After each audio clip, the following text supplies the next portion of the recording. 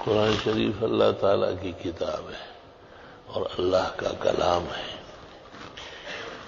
اول سے اخیر تک معجز ہے، یعنی مخلوقات اس کی نظیر لانے سے عاجز اور بے بس، نہ معنی میں، نہ الفاظ میں، نہ جامعیت میں۔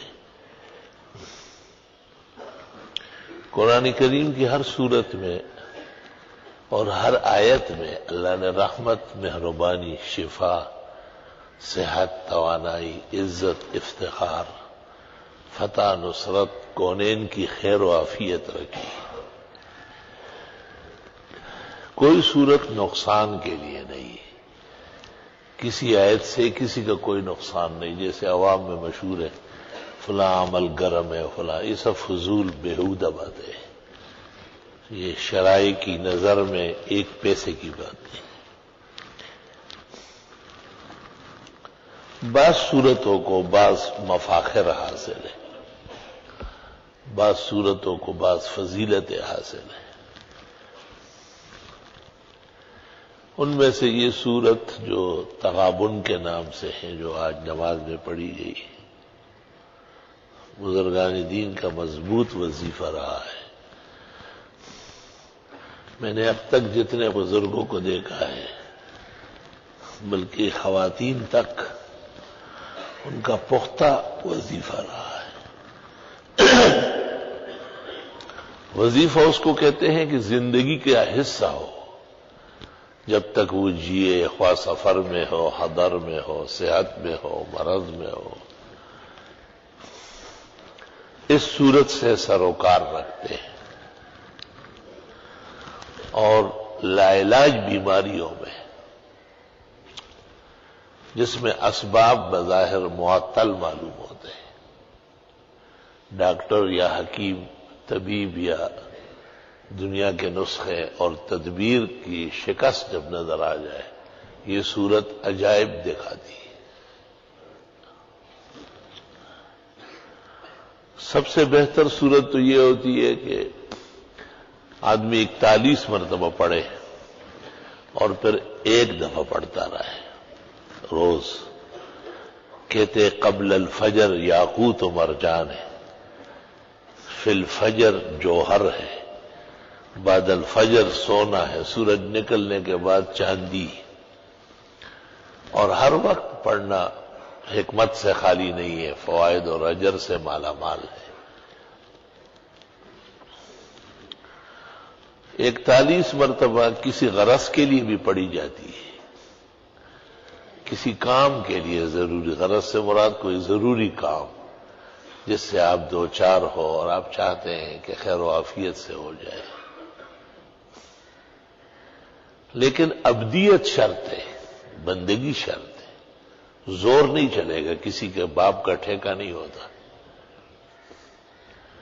کہ بس آپ نے پڑھا ہو آسمان کو دیکھے کہ جی وہی آئی ہے، نہیں، یہ خناسیت ہے، فرعونیت کے خیالات ہیں۔ ہم وقت اللہ سے ڈرے رہنا اور اللہ سے خیر کی امید رکھنا ہو، اپنی کوتاہی اور قصور کا اعتراف کرنا ہو۔ کبھی ایسا ہوتا ہے کہ کسی ایک مقصد کے لیے سورہ تغابن کو وظیفہ بناتے ہیں، کبھی کئی مقاصد لکھے جاتے ہیں باقاعدہ کاغذ پر۔ بسم اللہ الرحمن الرحیم، ہم نے آج تک اپنے بزرگوں سے سنا ہے، جن پر ہمیں اعتماد رہا ہے اور جن سے ہمیں دین پہنچا ہے اور دین کے فائدے پہنچے ہیں، کہ اس سورت کے پڑھنے سے اللہ خاص فضل فرماتے ہیں۔ اللہ تعالیٰ کی بارگاہ احدیت و سمدیت میں گزارش اور بندگی کی درخواست ہے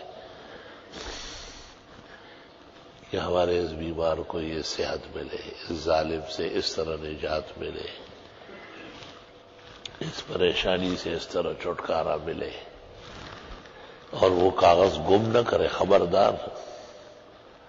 اور وہ جب بھی سورہ تغابن پڑھنے لگے تو اس کو 1-2 دفعہ پڑھ لے، بسم اللہ پڑھ کر۔ اس کو بخاری میں انشاد کہتے ہیں، انشدک باللہ۔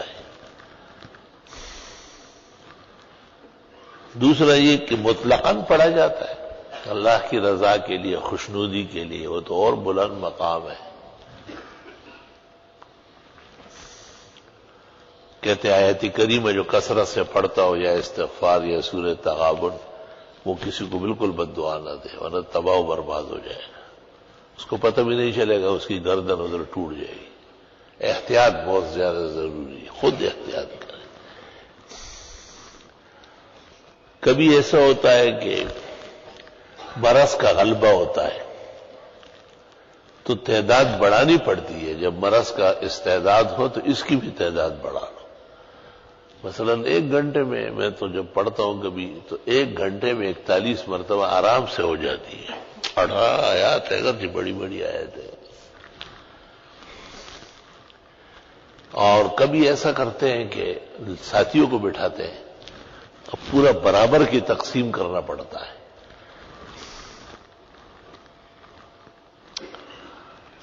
قدیم زمانے سے یہ دستور ہے کہ لوگ بیماروں کے لیے خصوصیت سے پڑھتے ہیں، خاص کر وقت فجر میں فجر کی نماز ایک ہی جگہ با جماعت پڑھ لیتے، جیسے اپنی مسجد میں پڑھ لی، اور پھر جہاں مریض ہو اور کوئی عذر نہ ہو، ایک تو ایک خاتون ہو تو مرد کیسے وہاں جائیں گے، اگرچہ وہاں بھی طریقہ ہے کہ وہاں دوسرے کمرے میں مردوں کو بٹھایا جائے اور درمیان میں ایک حصہ کھول دیا جائے، لوگ وہاں سے نہ آئے جائے، اور ان سے گزارش کی جائے کہ آپ 41 مرتبہ سورہ تغابن پڑھ لیں اور تسلی سے پھر ایک ہی دعا کی جائے۔ میں نے آج تک زندگی میں جن کے لیے پڑھی ہے یا پڑھتے، میں نے ان کو نقصان میں نہیں دیکھا ہے، 100% فائدہ ہوا ہے۔ یہاں کراچی میں ایک شخص تھا، جوانی کے عالم میں گر گیا تھا، بالکل لولا لنگڑا ہو گیا تھا۔ اس کے لیے یہاں سے طلباء گئے، اسی دستور سے جس طرح میں بیان کرتا ہوں، یقین کر لیں وہ آپ اسے دیکھیں گے سوچیں گے بھی نہیں کہ کبھی یہ شل اور اپائج تھا، بالکل صحیح سلام، اگرچہ وہ ناشکرا ہے اور بے قدرہ ہے، اس نے ادارے کی طلباء کی وہ قدر نہیں کی جو اس پر فرض تھا۔ وہ پھر یہ ہوتا ہے کہ جب آئندہ پکڑا جاتا ہے تو نہیں چھوٹے گا، پھر یہ دستور ہے۔ جیسے آپ نے کسی کے ساتھ احسان کیا اور اس نے الٹا تپیڑا دکھایا تو آئندہ پھر آپ بچتے ہیں، اس کے حق میں پھر دعائیں قبول نہیں ہوتی۔ ہمارے ہاں یہ دستور ہے کہ جس طرح مسجد میں اعلان ہو جاتا ہے کہ بھئی فلاں آدمی بہت بیمار ہے، بہت دن ہو گئے، تو امام صاحب 10-15 آدمی جو قرآن شریف پڑھنا جانتے ہیں ان کو ساتھ کر کے وہاں چلے جاتے، چاروں طرف بیٹھ کر کے سورہ تغابن پڑھ لیتے، اور پھر وہ گرم چائے اور پراٹھے اور سب چیزیں ناشتہ جیسے انسانوں کا طریقہ ہے، اور اس کے بعد دعا ہوتی ہے۔ تو ایک دفعہ ایسا ہوا کہ ایک جگہ جانا ہوتا تھا لیکن ان کا کچھ اور خیال تھا، لوگ عجیب عجیب ذہنیت رکھتے ہیں، تو میں نے ان کو کہا کہ یہ سورہ تغابن جس طرح آئی ہے اور پڑھی گئی ہے آپ اس طرح اہتمام کریں۔ انہوں نے اس طرح کیا، اسی دن فائدہ ہوا، انہیں کئی مہینے سے پڑھ رہے تھے۔ بعض لوگوں کا کردار، اخلاق، بدخلقی، شیطانی دماغ وہ فائدوں کے لیے رکاوٹ بنتی ہے۔ واقعہ مثلا یہ کہ جی ہم پیسے دے دیں گے، لوگ گھروں میں کھانے گا، یہ دستور کے خلاف ہے، ادھر ہی ہونا چاہیے۔ تو انہوں نے اس کے لیے پورا اہتمام کیا، ایک باورچی گھر بلایا اور اس کو کہا کہ صبح آپ پراٹھے بنائے، چائے بنائے، انڈے بنائے۔ اس کو مذاق لگ رہا تھا، جب اس کا باپ بچ گیا نا، میں نے کہا تجھ جیسے بے غیرت بیٹے کی وجہ سے یہ باپ 3 سال سے پڑا ہوا تھا اور 3 سال میں 300 مرتبہ پڑھوایا ہوگا۔ اس کو یہ بے عقلی اتنی ہے کہ یہ نہیں کہ یہ اہانت ہے، طالب علم کہیں جائے، لوگ چلے جائے پڑھ لیں۔ انسانوں کی زندگی کا تقاضا ہے کہ احترام اتنا ہی ضروری ہے جتنا پڑھنا ضروری ہے، بلکہ بعض صورتوں میں تو احترام ہی کا فائدہ ہوتا ہے۔ میں ہمیشہ یہ کہتا رہتا ہوں، اور ایسے لوگ میں نے آنکھوں سے دیکھے کہ ان کے بڑے ادب و احترام سے پڑھواتے تھے تو بہت فائدہ تھا. ان کے بیٹوں میں وہ بات نہیں، کارخانے لوٹ گئے، بٹوارے بری طرح ہو گئے، نان شبینہ کے محتاج ہو گئے، لیکن عقل نہیں آئی. یہ عذاب الہی کی قسم ہے کہ آدمی کو پٹ لگ رہی ہو اور اس کو بالکل سمجھ نہیں آ رہی. اللہ تعالیٰ جب رضامند ہو جائے اور اللہ چاہے کہ فائدہ پورا پہنچے، اس کا دل بندگی سے، اس کا دماغ تواضع سے، اس کے اعضاء اللہ کی اطاعت میں، ساتھیوں کے خوشگواری میں مصروف ہو جائے. اللہ اکبر و کبیرہ. ابھی بھی جب سانس کا یہ دورہ شدید تھا تو میں نے سورہ تغابن بکثرت پڑھی. بچپن کا وظیفہ ہن تلا دی. ابن مسعود کہتے یہ تو میرے بچپن کے اعمال میں سے ہے، وہ شوق سے پڑھا. تو وہ رات کو بھی 41 مرتبہ پڑھا، صبح فجر میں آنے سے پہلے بھی پڑھتا رہا، اور متفکر بھی بہت زیادہ تھا. تو میں نے ایک خوبصورت جوان دیکھا، بہت حسین جمیل اور تمام اعضاء سے پر، حسن سے پر. تو میں نے پوچھا کیا نام ہے؟ کہا ذالک یوم التغابن، سورہ تغابن. ارے اللہ اکبر. کہا آج آپ کو صحیح طرح کھڑا کر دیتے ہیں.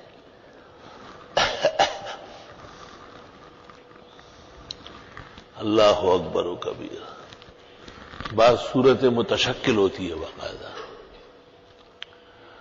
اسی طرح ایک دفعہ ہمارے ایک بھائی نے مجھے کہا کہ یہاں ایک سانپ ہے بہت بڑا، اور میرے پیچھے لگتا ہے، بس معمولی سا فرق رہتا ہے کاٹنے میں. تو میں نے وہاں اٹھ کر کے کچھ اعمال کیے اور ان سے گزارش کی. میں نے کہا خیال رکھنا بھائی. تو اس نے کہا کہ جو بھی سورت یاسین بلا ناغہ پڑھے گا اللہ تعالیٰ اس کی حفاظت کے لیے ہمیں مقرر کر دیتا ہے. میں حیران رہ گیا بالکل. تمام مسلمانوں کا حق ہے کہ وہ اللہ کی بندگی سے دنیا کے فائدے بھی حاصل کر لے، لیکن اطمینان سے، بشارت سے، خوش دلی سے. میرا اپنا خیال یہ ہے کہ اسی طرح انسان کو وسوسہ ہو، خیال ہو. بعض ساتھیوں کو بہت وسوسے ہیں، قسم قسم کی گندگیاں ذہن میں ہیں، ان کو بھی دور کرنا ہے. شان ورشا سے کہتے ہیں جس طرح وضو طہارت ہے، اس طرح تصوف کے اندر یہ خشوع و خضوع درست کرنا یہ بھی طہارت کی قسم ہے. جس طرح حدیث میں لا صلاۃ الا بالطہور، اس طرح ہے لا صلاۃ الا بالخشوع.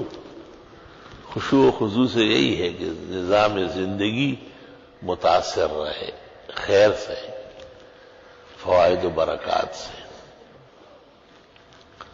اسی طرح لا علاج قسم کے مظالم سے، اندھیروں سے بھی سورہ تغابن مؤثر ہے. یہ ہمارے طلباء چونکہ مسافرین ہیں اور بے گھر و بے در ہے، ان کا منہ بہت زیادہ مبارک ہے. اگر یہ خوشی سے کسی کے لیے پڑھتے نہیں ہے، ان کا عجیب طرح زندگی ہے. انہیں سیدھا کرنا جو ہے نا بہت مشکل کام ہے. یہ اگر دل سے پڑھے مثلا ملک کے لیے، پورے عالم اسلام کے لیے، صرف یہ طلباء نہیں، تمام مدارس عربیہ اہل حق کے جو طلباء ہیں، طالب کا بہت اونچا مقام ہے. اس کو قطبیت کی ضرورت نہیں، غوثیت کی ضرورت نہیں، یہ ہمتن ولی. طلب علم بھی اللہ تعالیٰ کو بہت زیادہ پسند. دیکھتے نہیں جو حکومت ان پہ ہاتھ ڈالتی ہے تس نس ہو جاتی ہے. جو افسران وزراء وہ سب کے سامنے برہنہ ہو جاتے ہیں، دنگے ہو جاتے ہیں، اور یہ اپنی جگہ لگے ہوئے پڑھ رہا ہے. بھائی ان کا دنیا سے چیزوں سے کوئی واسطہ ہی نہیں ہے. کبھی کبھی میں ان سے کہتا ہوں کہ بھائی یار آج تو دل سے پڑھو، ذرا خیال سے پڑھو. بہت بڑا مسئلہ ہے یہ کہ پڑھائی پوری ہو، آیت کریمہ ہو تو مکمل ہو، اول سے اخیر تک متوجہ رہے.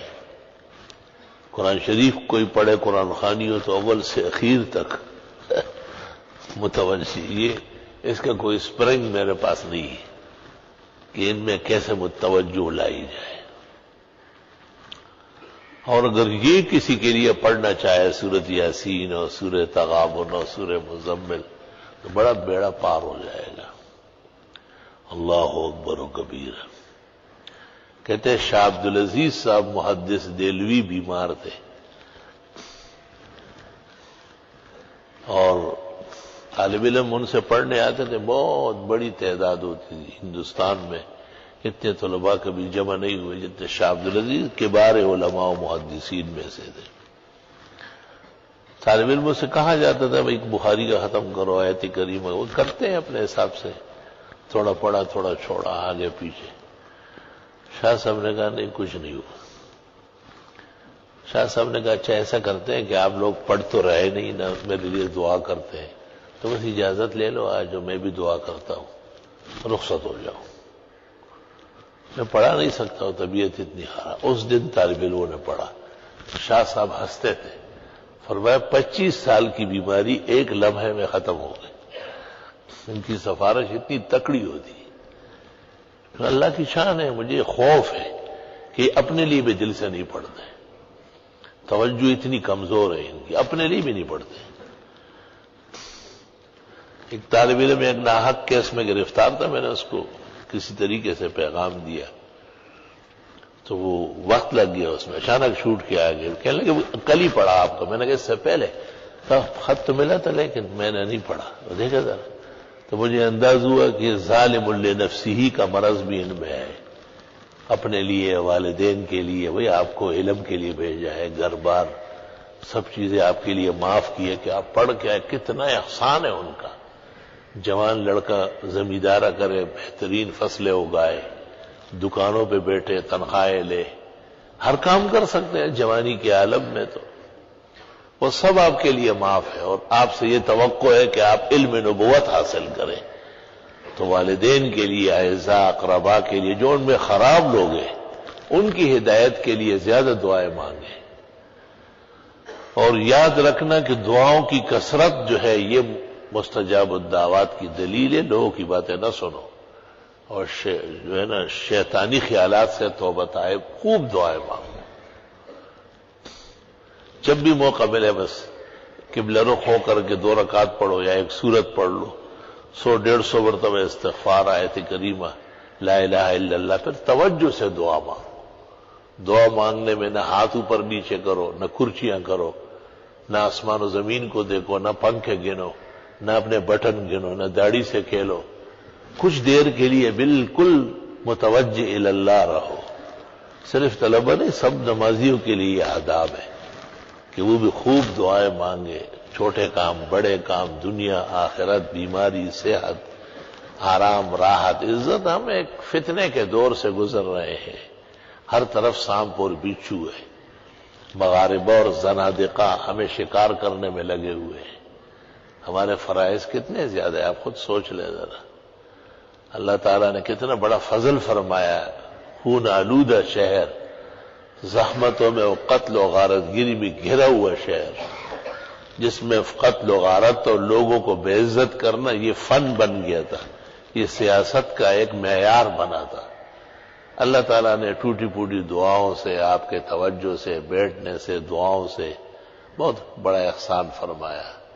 اللہم لک الحمد والشکر علی ما انعمت علینا ربنا اوزعنا ان نشکر نعمتک التی انعمت علینا وعلی والدینا وان نعمل صالحا ترضاہ وادخلنا برحمتک فی عبادک الصالحین واصلح لنا فی ذریاتنا انا تبنا الیک واننا من المسلمین. کبھی کبھی کوئی نمازی یا ان کے گھر میں یا کئی تکلیف، دعا کا اعلان. طالب علم کو زیادہ توجہ کرنا ہے. طالب علم اللہ کے نبی کا وارث ہے، صحابہ کا وارث ہے. وہ اس وقت بھی دعا کرے، دوسرے وقت بھی کتاب پڑھ کر کے بھی دعا کرے کہ اللہ ہمارے مولانا صاحب نے کسی نمازی کے لیے دعا کا کہا ہے، خدایا ان کو مشکل حل کر لے، بیماری دور کر لے، اس کی عزت بحال فرمائے. اور خوب خوب دعائیں مانگے اور دعائیں مانگنے والے بنے. جو دعائیں مانگیں گے ان کی چلے گی، جو نہیں مانگیں گے یا بدگمانی کریں گے وہ اللہ کے عرش سے پھینکے جاتے ہیں، مردود الدعوات ہو جائیں گے۔ اللہ تعالیٰ محفوظ فرمائے۔ اللہم حلل مشکلاتنا واقض حاجاتنا وادفع عنا بلیاتنا واسمع دعواتنا انک سمیع الدعاء۔ کچھ مہمان آ رہے ہیں، کچھ روانہ ہو گئے، دعائے خیر و عافیت فرمائے۔ اللہ تعالیٰ سب کو سالمین، غانمین، محفوظین، مأمومین اور مسونین اپنے اپنے مقامات تک خیر و عافیت سے پہنچائے۔ ادارے کے در و دیوار کے لیے، شاخوں کے لیے، شہر کے لیے، قیام امن و حفاظت کے لیے، آلودگی کے ختم ہونے کے لیے اللہ تعالیٰ مدارس کو، علماء کو، درسیات کو اور مساجد کو، توحید و سنت کو، اس کے گنگرٹ کو محفوظ فرمائے، جاری و ساری رکھے۔ جو بیماران ہیں اللہ صحت کاملہ، شفا عاجلہ دے۔